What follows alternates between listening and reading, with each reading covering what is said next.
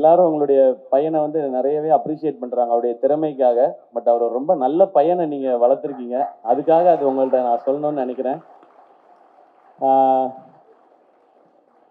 அவர் கம்மியாக தான் பேசுறாரு, ஆனால் அவரை பற்றி எல்லாரும் நிறைய பேசுறாங்க. அதுதான் அவர் பண்ணியிருக்க அச்சீவ்மெண்ட்டுன்னு நினைக்கிறேன். இன்னும் அடுத்த இது இருக்கு, சேயோன்னு இருக்கு.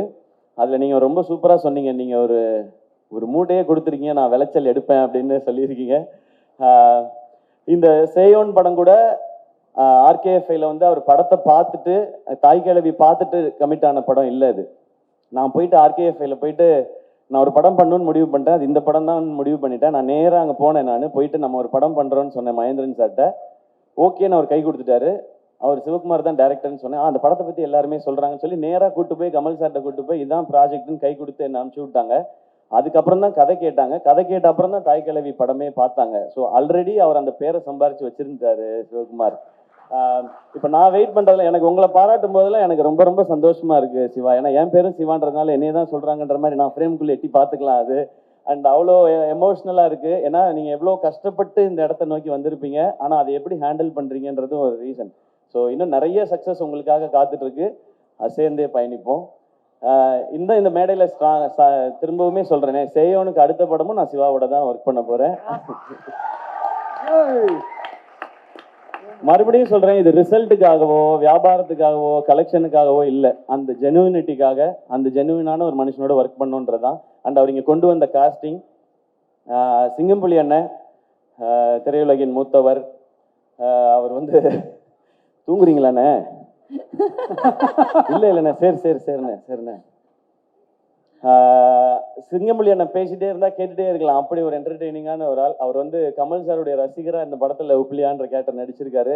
ஆனால் தேங்க்யூண்ணே, உங்களுடைய அன்புக்கும் சப்போர்ட்டுக்கும் ரொம்ப மகிழ்ச்சி. நம்ம அடுத்தல சேர்ந்தும் நம்ம ஏன்னா ஷூட்டிங்க்கு நடுவில் அவர் பேசுற அண்ணன் அதெல்லாம் வேணாண்ணே. ஷூட்டிங்க்கு நடுவில் அவர் பண்ற காமெடி வந்து இன்னும் பயங்கரமா இருக்கும். ஆனால் அதே மாதிரி அருள்தாசனை தேங்க்யூ. உங்களுடைய கமிட்மெண்ட் சப்போர்ட் பற்றி டீம் எல்லாருமே சொல்லிட்டே இருந்தாங்க. தேங்க்யூ உங்களுடைய சப்போர்ட்டுக்கு. அண்ட் முத்துக்குமார்னா ரொம்ப நன்றி. அவர் வாட்ஸ்அப் ஸ்டேட்டஸ் டெய்லி பார்த்தீங்கன்னா யாருடைய போஸ்டர் தாய் கிழவி பற்றி ஷேர் பண்ணாலும் அது அவரோட வாட்ஸ்அப் ஸ்டேட்டஸில் இருக்குது. ஏன் போஸ்டர் போட்டாங்க, என் போஸ்டர். அவர் இந்த படத்தை அப்படி வந்து ரசிக்கிறாரு, ஓன் பண்ணுறாரு. இவங்க எல்லாரும் அப்படி ஓன் பண்ணுறதுனால தான் இது இப்படி வந்திருக்குன்னு நினைக்கிறேன். அண்ட் பாலசரவணன் ப்ரோ எப்போ ஃபோன் பண்ணாலும் என்ன பண்ணுறீங்க பாலா அப்படின்வேன். அதாவது ஃபேன்ஸோட இருக்கேன் அப்படின்வாரு. சரி அப்படின்வேன். திரும்ப இன்னொரு நாள் ஃபோன் பண்ணால் இந்த ஃபேன்ஸ் தான் தலைவரே அப்படின்வாரு. ஏங்க அப்படி என்னங்க ஃபேன்ஸ் கூடவேவா இருக்காங்க அப்படின்னா, 2 பேர் தானே தலைவர், நமக்கு 2 ஃபேன்ஸ் தான் கூடவே தான் இருக்காங்க அப்படின்னாரு. இப்போ ஒருத்தன் புதுசா வந்திருக்கான் தலைவரே அப்படின்னாரு அன்னைக்கு நேத்து. ஏன் உங்களை பத்தி இன்னும் தெரியலையா அவனுக்கு? இல்லை தலைவரே, அந்த 2 பேர் ஓடிட்டாங்க, அதனால புதுசா ஒருத்தனை பிடிச்சிருக்கேன் அப்படின்னாரு.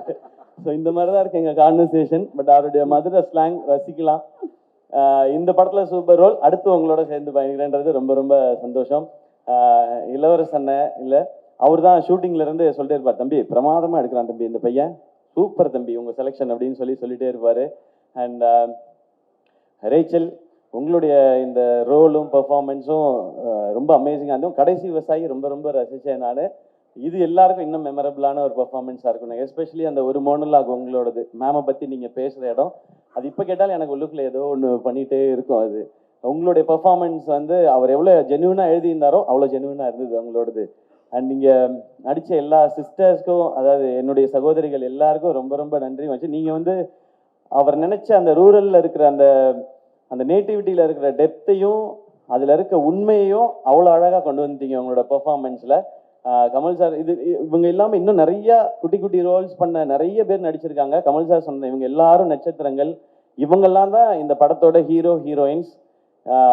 இவங்களே இப்படி ஒரு படத்தில் காட்டுறதுக்கு எங்களுக்கு ரொம்ப ரொம்ப சந்தோஷமாக இருக்குது. இனி தொடர்ந்து இவங்களோடலாம் பயணிக்கணும்னு நான் நினைக்கிறேன். அண்ட்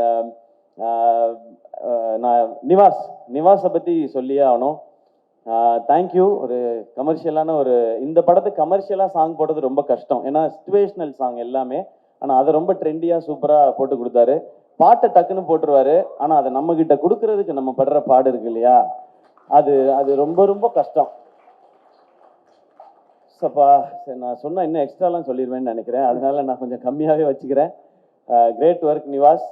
நெக்ஸ்ட் டைம் நம்ம சேர்ந்து பண்ணும்போது பாட்டை மட்டும் கொஞ்சம் சீக்கிரம் கொடுத்துறியா?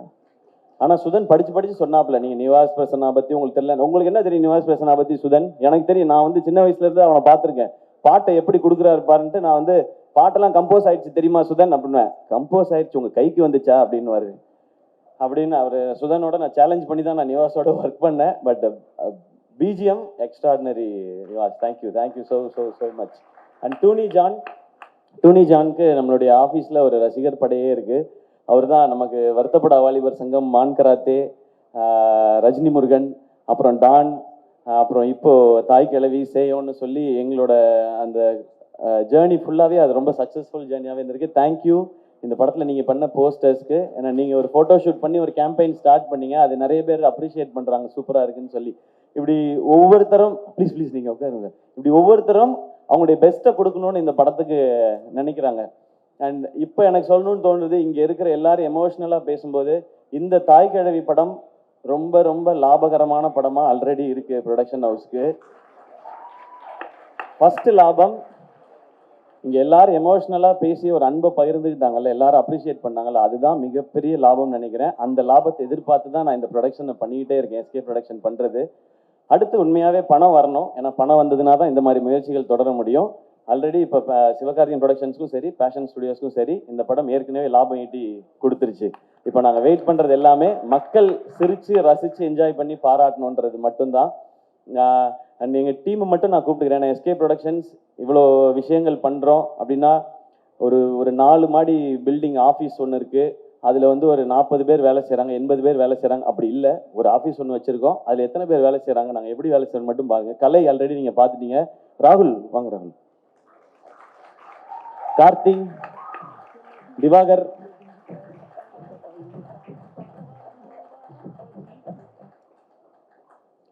கலை ப்ரோ நீங்களும் வந்துருங்க.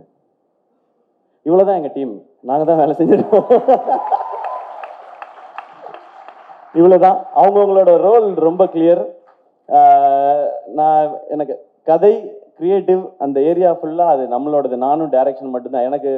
எனக்கு என் படத்தில், நான் நடிக்கிற படத்தில் ஒர்க் பண்ணுறதை விட எனக்கு வந்து அந்த திருப்தியும் ஆத்ம திருப்தியும் சாட்டிஸ்ஃபேக்ஷனும் கிடைக்கிறது இங்கே ப்ரொடக்ஷனில் தான். ஏன்னா நம்ம நினைக்கிற ஆசைப்படுற எல்லா விஷயங்களையும் 100% எந்த ஒரு காம்ப்ரமைஸும் இல்லாமல் பண்ணிட முடியுது. அதுக்கு பெரிய சப்போர்ட்டாக இருக்கிறது இவங்க எல்லாரும் தான். ஸோ இவங்க எல்லாரும் தான் இந்த மேடையில் நிறுத்தணும்னு நான் நினச்சேன். தேங்க்யூ கலை, தேங்க்யூ ராகுல், தேங்க்யூ. இதில் இவங்க 2 பேருக்கு இன்னும் கல்யாணம் ஆகலை. நல்ல பொண்ணாக இருந்தால் யாராவது சொல்லுங்கள், ராகுலுக்கும் கார்த்திக்கும். ஐயோ மேட்ரிமோனி ஃபங்க்ஷன் ஆகிப்போச்சு. இதில் முனிஷ்காந்த் அண்ணன் கேரக்டர் அப்படிதான் இருக்கு. எப்படியாவது கல்யாணம் பண்ணி, அதான் அவருக்கு கல்யாணம் போட்டு ஏதாவது நடந்துருச்சு தான் நல்லா இருக்கு, ஒரு 10 பவுன் போட்டால் அவர் ஃபுல்லாக படிக்கிறாங்க அப்படின்னு சொல்லி அவர் இருப்பார். அவரோட சீன்ஸ் பார்க்கும்போதுலாம் எனக்கு ராகுலும் கார்த்தியும் ஞாபகத்துக்கு வருவாங்க. ஸோ இவங்க எல்லாருக்கும் ரொம்ப ரொம்ப நன்றி. And thank you Vijay bro and Anjana, thanks for the energy. And இந்த விழாவை இவ்வளோ அழகாக ஏற்பாடு பண்ண எல்லாருக்கும் நன்றி. அண்ட் பார்க்குற நீங்கள், எனக்கு நாங்கள் எல்லாருமே ஒரு கனவோடு தான் ஓடிட்டு இருக்கோம், ஏதாவது ஒரு நல்லது பண்ணிடணும்னு. என்ன இப்போ சரவணன் பேசும்போது நிறைய எனக்கு நடந்த விஷயங்கள் எல்லாம் நாங்கள் பேசினோம். எனக்கு நடந்த அத்தனையும் சரவணன் எனக்கு தெரியும். நான் எல்லாத்தையும் கேட்குறது அதான். நான் ஒரு ஆசையோடு வந்திருக்கேன். எனக்கு இவ்வளோ பேருக்கு கிடைக்காத ஒரு வாய்ப்பு எனக்கு கிடைச்சிருக்கு. இந்த வாழ்க்கையை அர்த்தமுள்ளதை ஆக்கிக்கணும்னு நான் ஆசைப்படுறேன். ஏன்னா எனக்கு மட்டுமே போதுமானதாக இருந்தால் இவ்வளோ பெரிய ஒரு பேரோ புகழோ பணமோ கடவுள் கொடுக்க தேவையில்லை. அது உனக்கு மட்டும் யூஸ் ஆகக்கூடாது, இன்னும் கொஞ்சம் பேருக்காவது யூஸ் ஆகணும்னு அவர் சொல்கிறாருன்றதா நான் எவ்ரி படம் ஹிட் ஆகும் போதும் சம்பளம் வாங்கும் போதும் அதை நான் நினச்சிப்பேன். அதை முடிஞ்ச அளவுக்கு எனக்கு தெரிஞ்சவங்களுக்கோ நல்லது நான் பண்ணிகிட்டு இருக்கேன். இதை படத்துலையும் என் இண்டஸ்ட்ரிக்கு, எனக்கு இந்த இடத்த கொடுத்த இண்டஸ்ட்ரிக்கு நான் திருப்பி ஏதாவது கொடுக்கணும்னு நினைக்கிறது தான் இந்த மாதிரி படங்கள் பண்ணுறது. ஸோ நான் இதை தான் பண்ணணும்னு நினைக்கிறேன். நான் இங்கே யாருக்கும் போட்டியாவோ, யாரையும் தாண்டி போகவோ, யாரையும் அட்டாக் பண்ணவோ, காலி பண்ணவோ அதுக்கு நான் வரல. எனக்கு கிடைச்சிருக்க இந்த வாழ்க்கையும் வாய்ப்பையும் ஒழுங்காக பயன்படுத்திக்கணும்னு நினைக்கிறேன்.